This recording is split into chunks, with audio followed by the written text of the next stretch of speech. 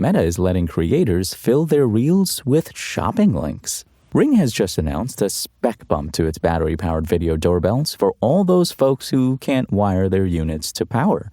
The flagship battery Doorbell Pro 2nd Gen gets 4K video with 10x zoom and the promise of far longer time between recharges than the previous model. At the same time, it's bringing 2K imaging to its lower-end battery doorbells, the Battery Doorbell Plus and Battery Doorbell 2nd Gen. The former, as fitting its higher price, gets a quick-release battery pack, while both models get 2K video and 6x zoom.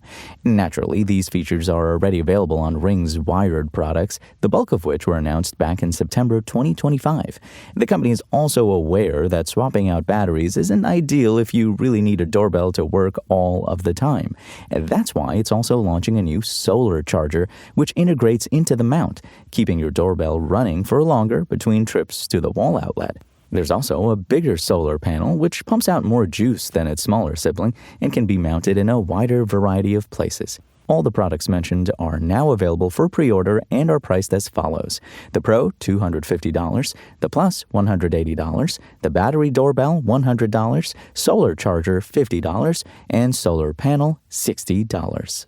Hearing aid company Sonova has put its Sennheiser consumer audio division on the auction block less than 5 years after acquiring it, the company announced on Reddit. Today, Sonova announced they intend to divest the business and will focus on hearing care, Sonova wrote, adding it intends to find the right new owner. As Sennheiser's consumer audio division mainly manufactures high-end headphones, Sonova originally purchased Sennheiser with the intent of expanding its demographic to younger customers. At the time, it said even if young people don't have hearing loss, most of them will gradually get hearing loss with age, and devices like Sennheiser's allow us to have earlier consumer access to such people. For its part, Sennheiser said it wanted to relinquish its consumer business in order to focus on its Pro Audio, Business, and Neumann high-end microphone divisions that it still owns.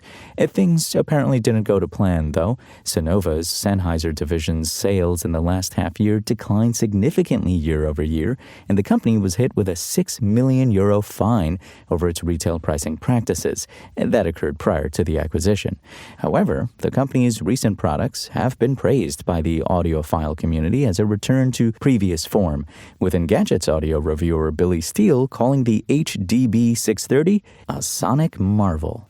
And late last year, Samsung launched its newest generation of affordable A-series phones, starting with the entry-level A17. Following the arrival of the flagship Galaxy S26 line, the company has returned to flesh out the rest of its mid-range portfolio. The more affordable Galaxy A37 and Galaxy A57 sport some interesting upgrades, even when compared to some of their pricier siblings. The Galaxy A37 and A57 will officially go on sale April 9th. Read Sam Rutherford's full review of the Samsung Galaxy A37 and A57. And remember, you can find the latest gadget news, reviews, lists, price drops, and more right now at Engadget.com.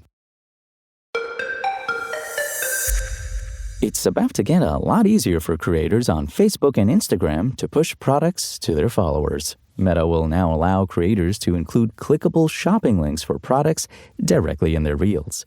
Brand partnerships and affiliate links, in which creators earn a portion of sales generated by their recommendations, are central to how creators earn money from Facebook and Instagram. But Meta has limited the ways in which they can direct their followers off-platform.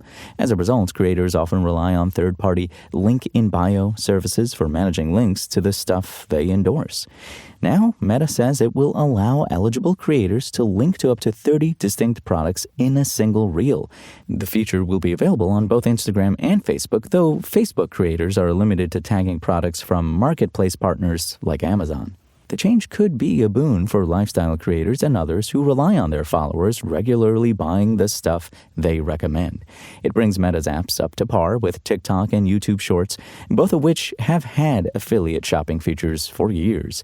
It will also make shopping content a lot harder to ignore, which could risk alienating some people if creators go overboard. For Meta, the change will give it new insight into what its users are buying. A Meta spokesperson says the company isn't taking a cut from creator sales via these links for now, though it's probably safe to assume the company will use the data gleaned from them to bolster its ad business.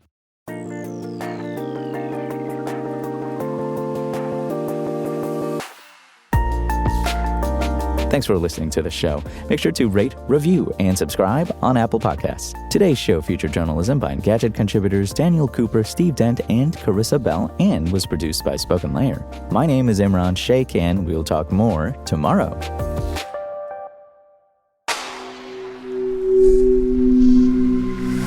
Spoken Layer.